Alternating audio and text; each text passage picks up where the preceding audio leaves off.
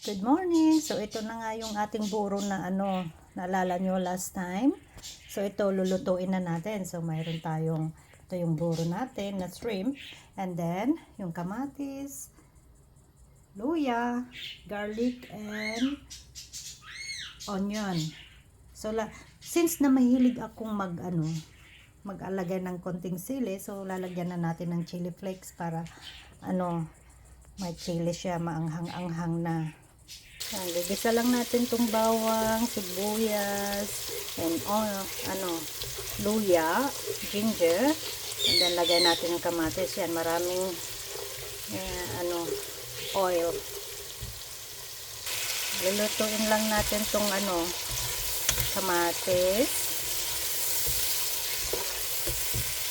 So, nilagyan ko na pala ng chili flakes para maanghang na siya. Pag kakain na ako or sasawsaw na ako, hindi na ako mag-alagay ng chili kasi mahilig ako ng konting may anghang. So, yan.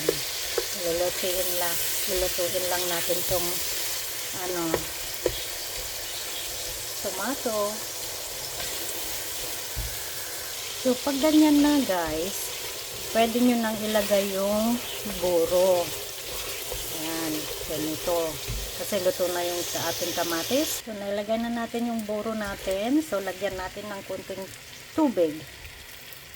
Half cup. Or 1 cup. Depende sa dami. Lulutuin natin. So, pag luto na yung hipon, tinatanggal ko siya. Then, blend ko na lang siya para hindi na ako mag-mash kasi idudurugin mo yung kanin. So, ko na lang siya, blend ko na lang sa mixer bullet ko. Yan. So, ganyan nga. So, ganito yung gusto ko, yung medyo durug-durug ng konti kasi masarap siya. O, ayan na siya. So, iluluto ulit natin hanggang sa magmantika na siya.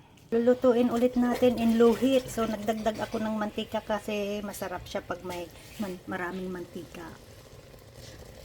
Ganyan lang. Halo-halo, halo-halo. Trabaho nga lang pero matyaga, masarap naman siya. At ito na nga ang ating sink, trabaho, marami tayong yan. So, para magtagal yung ating buro, lalagyan natin ng white vinegar, 1 tablespoon para tatagal siya kahit ilang buwan. Kasi may kamatis kasi siya eh. Yan, nakikita nyo yung kulay orange. Yan na po yung mantika. So, ibig sabihin, malapit na siyang maluto. Nagmamantika na siya.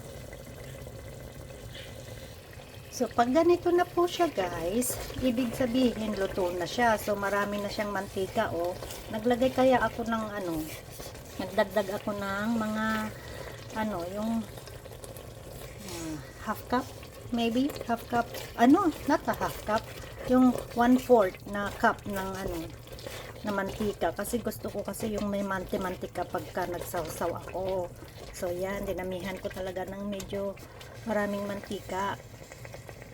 Yan. So pag ganyan na is luto na siya. So pwede na nating patayin yung ating then pagka malamig na siya, ilipat nyo na lang sa may yung jar na may takip. Then lagay nyo sa fridge.